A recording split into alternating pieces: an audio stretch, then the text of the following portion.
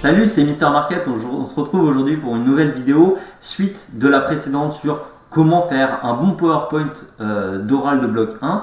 Donc pour ça, on va continuer avec la présentation de vos 4 fiches d'activité professionnelle.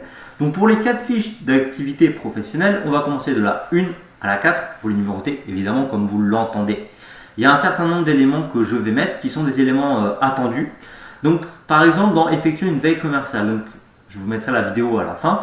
Vous devez montrer que vous maîtrisez les nouvelles technologies de l'information et de la communication, que on va appeler forcément les NTIC, et que vous connaissez la pratique et que vous savez en déduire des résultats managériaux intéressants.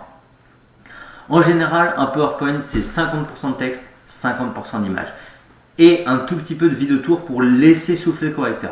Vous devez mettre les principales informations sans trop en dire. Ça permet au correcteur d'avoir à chaque fois, s'il a une seconde d'inattention, ce qui peut arriver en fin de journée, il peut tout de suite se raccrocher à là où vous êtes par rapport à une des puces. De piège, vous mettez trop de texte et là dans ce cas-là, vous perdez le correcteur. Ou alors, vous mettez pas assez de texte, il y a trop d'images sur le PowerPoint et du coup, il est impossible de se raccrocher au wagon.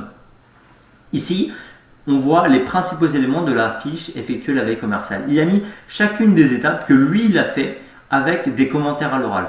Il a parlé au début qu'il a fait une recherche documentaire sur son marché et pour ça, il met un petit icône de Google pour rappeler « Oui, j'ai fait une analyse sur Google », c'est-à-dire que j'ai été sur le moteur de recherche Google. Il faut savoir que 92% des recherches commencent sur Google aujourd'hui. Vous voyez, vous argumentez pourquoi vous avez utilisé Google. Ça montre que vous connaissez et maîtrisez les différentes technologies de l'information et de la communication. Une fois que j'ai eu les informations sur Google, j'ai décidé d'étudier mon marché. Mon marché est le marché du fast-food, par exemple le marché de la restauration rapide, le marché de l'habillement, le marché du luxe, etc., etc. Le but étant évidemment de déterminer les évolutions du marché. Donc là, c'est comme vous le savez normalement, on fait le point de vue macro et enfin le point de vue micro-environnemental. Donc, il va dire toutes les informations micro-environnementales liées à son marché. Ensuite, il va dire qu'il a fait une étude de la concurrence. Et là, on va rentrer dans plutôt les concurrents. Qu'est-ce que vous savez sur les concurrents? Combien ils ont de parts de marché? Est-ce qu'ils sont dangereux? Oui ou non? Cela sert évidemment à dégager des opportunités, des menaces, des forces et des faiblesses. C'est-à-dire le fameux SWOT. Une fois que vous avez montré que vous montez la méthodologie, que vous savez faire une recherche documentaire, vous donnez vos résultats. Et ça, c'est le plus important. À chaque fois, une fiche d'activité, quand vous la présentez, c'est 1, la méthodologie, c'est le comment j'ai fait, je montre que j'ai la compétence, et 2, mes résultats. Si vous n'avez pas faire un diapo, retenez toujours cette étape. 1, méthodologie, 2, résultats. Donc, préconisation pour mon rayon, suite à toute mon étude documentaire que j'ai fait sur mon marché et l'analyse de mes concurrents, j'en ai dégagé des avantages et des inconvénients, vous les rappelez, et fort de ces avantages et de ces désavantages, je vais proposer moi en tant que futur manager des évolutions de mon magasin. Vous voyez, et vous les dites, les évolutions. Les évolutions sont, je sais pas, la création d'un snacking salé, la création de la vente à emporter, la création d'une carte de fidélité, etc. Il faut des résultats concrets. Toujours le but d'une FAP, c'est de montrer que vous maîtrisez et la théorie et que cette théorie, vous savez la mettre en pratique. Évidemment, je vous montre plusieurs exemples.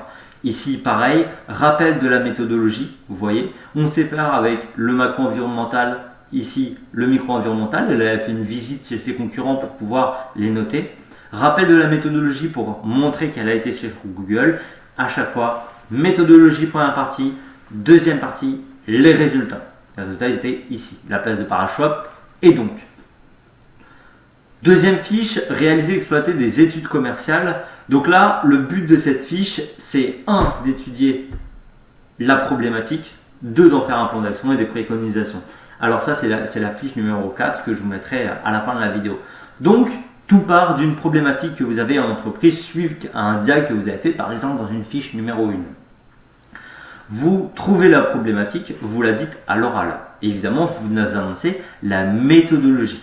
Pour trouver cette problématique, j'ai fait ça, j'ai fait ça, j'ai fait ça. Pour répondre à ce problème, je vais devoir faire un questionnaire de satisfaction.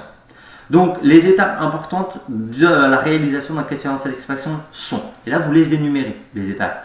1. J'ai rédigé un questionnaire. 2. J'ai prospecté mes clients. 3. J'ai créé une affiche pour pouvoir la diffuser. 4. J'ai diffusé mon questionnaire. Et c'est pas juste j'ai diffusé mon questionnaire. J'ai diffusé mon questionnaire sur Google, sur Facebook, parce que à chaque fois vous apportez la réponse. Et vous voyez ici, vous voyez un certain nombre d'icônes, ils n'ont pas été placées là au hasard, c'est pas des images pour faire joli. C'est qu'elle a utilisé Photoshop pour réaliser la fiche, Adobe, qu'elle a utilisé Google Forms pour faire la diffusion de son questionnaire. Vous voyez, à chaque fois, c'est pour raccrocher et montrer que vous connaissez les NTIC. Alors, j'en ai pas parlé jusqu'à présent parce que je le réserve pour une autre vidéo, mais vous avez un certain nombre d'annexes à l'oral à apporter le jour J. Mais ça, je le réserve pour plus tard. Et enfin, là, jusqu'à là, vous voyez, c'était de la méthodologie. Je montre que je sais faire. Et enfin, ici, mes recommandations pratico-pratiques suite à cette étude sont, et là, vous balancez toutes les recommandations que vous avez à faire. Ensuite, deuxième exemple, pareil, méthodologie, avec les trucs importants à dire et à montrer, les préconisations. Méthodologie, analyse des données, résultats. Et ici, les nouvelles technologies de l'information et de la communication. Toujours la même chose, méthodologie, résultat. Pour la fiche numéro 3, la vente, elle est très simple à faire. Vous devez découper la FAP en 4 parties qui sont les 4 parties de la vente. 1. L'entretien de vente. 2. Le contact client. 3. L'argumenter la proposition. Et 4. Enfin, la conclusion. Vous devez expliquer de façon très pratique une vente que vous avez eue. Il y a une cliente qui est rentrée dans mon magasin, elle avait 30 ans, c'est une femme, etc. Et vous devez faire le lien entre la théorie et la pratique. Je vous fais un petit exemple. Une femme est venue dans mon unité commerciale, elle était à la recherche, je sais pas, d'un nouveau smartphone. Mais avant de l'accueillir, il faut savoir qu'en vente, la première étape, c'est préparer l'entretien de vente. Donc c'est l'ensemble des activités avant que la cliente arrive. Et moi, avant que la cliente arrive, je prépare déjà mon unité commerciale. Je fais le réassort, je m'assure que j'ai fait un brief de communication et d'objectifs à mon équipe. J'ouvre la grille, je fais le ménage et je suis en tenue professionnelle. Vous voyez, vous montrez que vous connaissez toutes les sous-étapes de la vente, mais vous le faites aussi d'un côté pratique. Ensuite, il faut établir le contact avec ma cliente. Donc ma cliente arrive, évidemment je l'accueille avec le SBAM, sourire, bonjour, et je réserve le au revoir, merci pour la fin. Et je m'engage très rapidement avec cette dame dans une découverte des besoins. C'est-à-dire que je vais lui poser un certain nombre de questions ouvertes et fermées. Par exemple, en question ouverte, je lui ai demandé quels étaient son budget. En question fermée, je lui ai demandé si elle avait, par exemple, déjà des chargeurs à la maison, ou réponse en oui non. Voilà, vous faites la liste de tous les besoins que vous avez fait.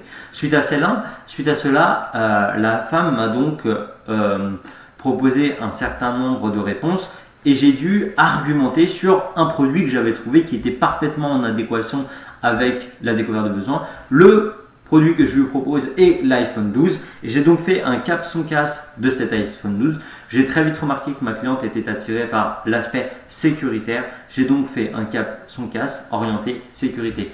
La caractéristique principale, c'était que mon portable était très solide. L'avantage d'un portable très solide, c'est qu'il ne se casse pas et de toute façon, s'il était cassé, il y a une garantie. Et la preuve, c'est que je lui montre les bords en fer qui empêchent toute rayure et le nouveau système de vitre qui empêche les rayures et la résistance à l'eau. Vous voyez, caractéristiques, avantages, preuve, de façon concrète, vous avez montré que vous connaissez la théorie de la vente et que vous l'avez mis en pratique. Vous rappelez une dernière fois les caractéristiques produits que vous lui avez proposées. Évidemment, ici vous avez les annexes importantes et les informations à donner au correcteur. À la fin, ma cliente a été contente de la vente, cependant elle a fait une objection de prix. Je lui ai contré cette objection de prix avec la technique du oui, mais en argumentant que oui, il est cher, mais si je reprends son ancien iPhone, elle aura 400 € de réduction sur son nouvel iPhone. Elle a accepté mon objection et nous sommes déroulés vers la conclusion de la vente. Je lui ai proposé le chargeur secteur parce qu'il faut savoir que le chargeur secteur n'est pas compris avec l'iPhone 12 pour une vente additionnelle de 20 €. J'ai donc fait une vente additionnelle afin de fidéliser ma cliente, vous voyez ici. Je lui ai souhaité une bonne journée et je lui ai souhaité d'avoir une bonne expérience avec son téléphone mobile afin de la satisfaire et de créer un chiffre d'affaires périn pour mon entreprise. Vous voyez là, dans cet exemple, évidemment un petit peu rapide, je vous ferai une vidéo d'un passage concret que je ferai. j'ai fait toutes les étapes de la vente et la théorie et la pratique. Autre exemple de vente, vous voyez, toujours les 4 étapes. Là, elle a rappelé uniquement les étapes dont elle avait du mal à se souvenir. Encore une fois, un diapo, c'est très personnel. Vous mettez les informations que vous voulez dessus. Moi, je vous donne des informations qui sont le mieux. Ici, rappel de la tenue professionnelle. Encore un autre exemple, vous pourrez mettre pause si vous voulez regarder en détail pour vous inspirer. Les 4 étapes avec les étapes les plus importantes à Burger King. Rappel de la tenue professionnelle, elle a préféré insister aussi sur la qualité et le professionnalisme de l'enseigne. Toujours la méthodologie, la pratique et un petit peu d'annexe. Fiche numéro 4, assurer la qualité de service. Pareil, je vous renvoie à la fin de la vidéo si vous voulez en connaître plus sur cette fiche. À la base, il y a une insatisfaction, on la résout. C'est ça la base de la fiche. Vous devez montrer que vous connaissez toute la théorie marketing sur la satisfaction, la fidélisation, le lien entre les deux, la théorie de la baignoire, etc. etc. Donc au début, il y a toujours, je vais chercher sur les sites d'avis, savoir là où on en est au niveau de ma satisfaction. Donc vous faites la méthodologie, comment vous vous êtes rendu, sur quel site, pourquoi et comment. Vous donnez le résultat, encore une fois, méthodologie, résultat. Effectivement, sur Google, je vois qu'on a 4,3 sur 5. Sur mafranchise.com, on a 2 sur 5. Si je vais dresser un bilan aujourd'hui de mes forces et de mes faiblesses, je dirais que tac, tac, tac, tac, tac, tac. Ici, c'est force, faiblesse. Voyez, méthodologie, résultat. Je veux vous présenter une insatisfaction que j'ai eue avec une cliente qui est arrivée dans le magasin avec, là vous présentez comme la vente de façon pratique l'insatisfaction que vous avez eue. Donc vous étudiez évidemment la solution avec la responsable et là en fait cette partie-là vous montrez comment vous avez traité l'insatisfaction. Alors je ne vais pas revenir sur cette fiche parce que normalement vous avez regardé mes vidéos, si vous ne l'avez pas fait je vous conseille d'aller voir. Là, je vous mets juste les informations importantes sur le PowerPoint. Donc ici, vous montrez que vous savez gérer une insatisfaction avec toutes les étapes que vous avez eues dans la gestion de cette insatisfaction. Attention, hein, pas trop de texte. Ici, vous pouvez mettre des rappels. Et enfin, la dernière partie de la fiche, c'était comment, après cette satisfaction, je fais en sorte qu'elle n'arrive plus. Je fais un bilan de l'opération et je montre les préconisations que je fais suite à la mise en place d'un nouvel outil. Et ce nouvel outil, je m'en fais en sorte de faire un mini cahier des charges. C'est-à-dire que je propose de mettre en interne une boîte à aider. Vous en faites un cahier des charges. Ça montre que vous connaissez la théorie de la boîte à aider, en quoi ça participe à l'augmentation de la satisfaction. Et enfin, vous mettez en pratique avec un cahier des charges. Autre exemple encore. Voilà, je vous laisserai mettre pause si vous voulez voir en détail comment ça a été fait. Ici à Burger King. Et enfin, quand vous faut savoir conclure. C'est très important de savoir conclure et être professionnel à la fin d'un exposé, d'une présentation ou même d'un entretien d'embauche. Donc par exemple, là, vous pouvez mettre une slide de fin avec « Merci pour votre attention, je reste à votre disposition » et d'éventuelles questions. Avec un rappel toujours de la charte graphique de votre entreprise. Premier exemple, deuxième exemple, troisième exemple. Voilà, on en a fini pour la vidéo. J'espère que vous avez bien compris comment faire un oral d'ACRC. Oula, je me perds de bloc 1. Du coup, si vous avez des questions, je vous laisse me le mettre dans l'espace commentaire. Je vous dis à la prochaine. Bonne révision. Salut!